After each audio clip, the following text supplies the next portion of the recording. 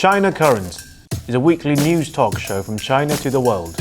We cover viral news about China every week and also give you the newest updates on China's cutting-edge technologies. Let's get started. Hi, it's good to be with you on China Currents. I'm Chris. Public reaction to the balloon drama is vastly different on the two sides of the Pacific.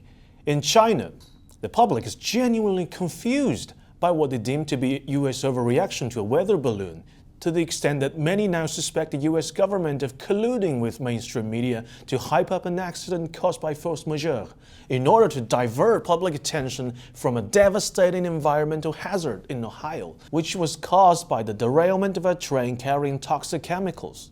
If you track safety regulation and labor policies under three successive administrations from Obama to Biden, they should all share some responsibility. And the premise of this theory is the civilian nature of the balloon. If it's not used for espionage, then Americans must be hiding something behind the facade. What is it? And on the other hand, if this balloon was genuinely used for espionage, as the US government claims, why did they allow it to drift across the entire country and collect intelligence before shooting it down? The official US government explanation is to avoid the possibility of collateral damage caused by falling debris.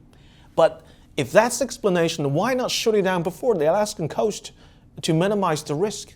In any case, the fact that Transportation Secretary Pete Buttigieg would rather crack balloon jokes and worry about construction workers being too white than addressing the emergency in East Palestine does suggest a set of priorities that seems confusing to most Chinese.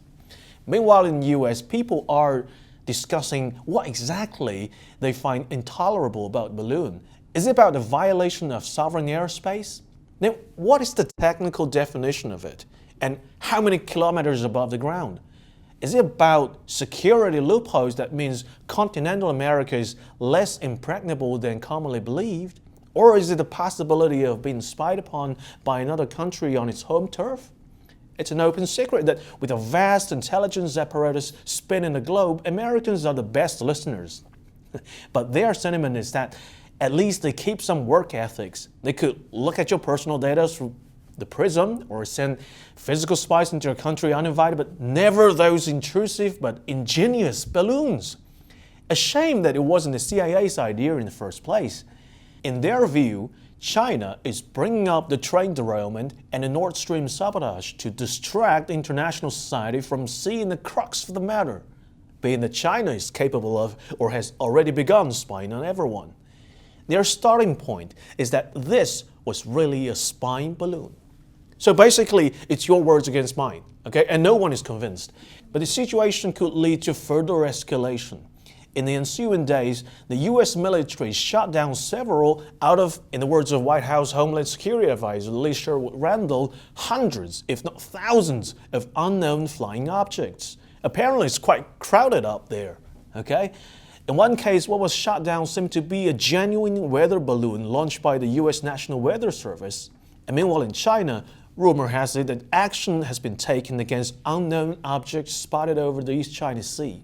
Though it was not clear to the outside whether both countries are engaged in tit for tat, it's safe to say that balloon shooting is a bad national sport for superpowers. We didn't have to go there. And despite many claims, there's not a shred of evidence to prove that Chinese balloon was indeed performing espionage. The only thing U.S. mainstream media picked up on to shape public opinion was how different the device was in terms of size, weight, flight time, and travel distance from regular weather balloons used in the U.S. It was too advanced to be taken as a weather balloon. But the Chinese side didn't say it was a weather balloon, they used the word unmanned airship. In fact, had China disclosed more information about the airship, especially its civil application, third countries would gather a more realistic impression on how China develops and applies its technology and how its military plays different roles from its US counterpart. In fact, China has been developing technology to explore the near space, that is, the space above airliners but below satellites, for decades. In 2015, Wu Zhe, one of China's leading aeronautics scientists, had already launched China's first near-space airship to an altitude of 20,000 meters. And 4 years later, he successfully sent a cloud chaser to circumnavigate the globe, including flying across North America along the US-Mexican border. That airship, measuring nearly 100 meters long and weighing several tons, was a milestone achievement due to its wide range of application, including providing network coverage, relaying data, geophysical prospecting, disaster warning, pollution detection, agriculture monitoring, and last but not least, airborne surveillance. However, it must be noted that there is a world of difference between having surveillance capability and having conducted espionage activities, and the burden of proof lies with the party who brings a claim in the dispute. And on a side note, major countries, including US and UK, were all developing similar projects. China claims and America denies that more than 10 high-altitude balloons launched by the US have flown across Chinese territory, including sensitive regions such as Xinjiang and Tibet since May 2022. Again, your words against mine.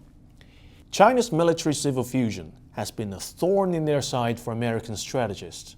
While their concern is understandable against the backdrop of US-China rivalry, it should be questioned whether America should oppose Chinese dual-use technologies. The US is unhappy to see its rival beefing up its arsenal, but when it comes to developing its own military, which is far ahead of other nations, the US takes orders from no one. It's within America's right to decide how many tax dollars should go to the Pentagon every year, and nobody's there to punish the White House for making policies favoring the military-industrial complex.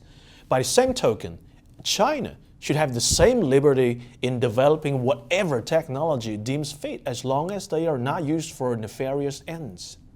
There's little moral ground to drum up a unique China threat even before it emerges. And by design, Chinese military-civil fusion is no Trojan horse to deceive an enemy state into lowering its guard, but simply a cost-efficient way to buttress the economy and defense at the same time.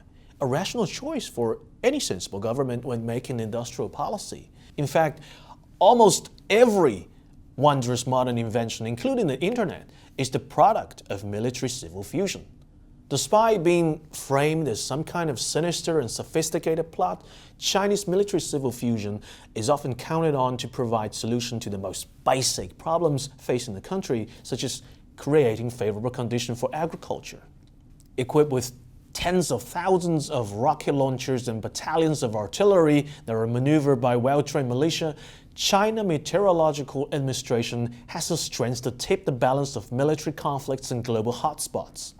It could be viewed as a formidable force to be reckoned with, but in real life, all they do with their impressive weaponry is to modify the weather, mostly to trigger rain in a process called cloud seeding, shooting silver iodides into the clouds. In another civilian application of military technology, China shot a short-range ballistic missile, the SY-400, at a typhoon to study the natural phenomenon. And every technology capable of destruction could also be put into constructive use. Sanctioning China and Chinese entities for acquiring technology through military-civil fusion is to assume that US and China are mortal enemies and we use such technology to destroy each other. Such assumptions are far from being realistic. Even if they are, it will not be in America's interest to punish China for developing dual-use technologies. That would actually encourage China, currently distant second in terms of military spending, to pump more money exclusively into the military. It's predicted that by 2025, China will produce nearly double the number of annual PhD graduates in STEM subjects than in the US. Many of them are current students at universities blacklisted by the US. The brain power of these young talents could be used in various ways to benefit humanity as a whole, but could also be employed by the state with the aim of winning a high-tech arms race, which has already begun. It's something that could be either accelerated or averted, depending on future policy choices both sides make. Is it in the interest of the US to push China to become its enemy, even if it means threatening an already strained economy and its people's livelihood? This is China Currents. If you want to learn more about China or have any thoughts and comments on our show, please contact us at the email address below. Looking forward to hearing from you. Bye.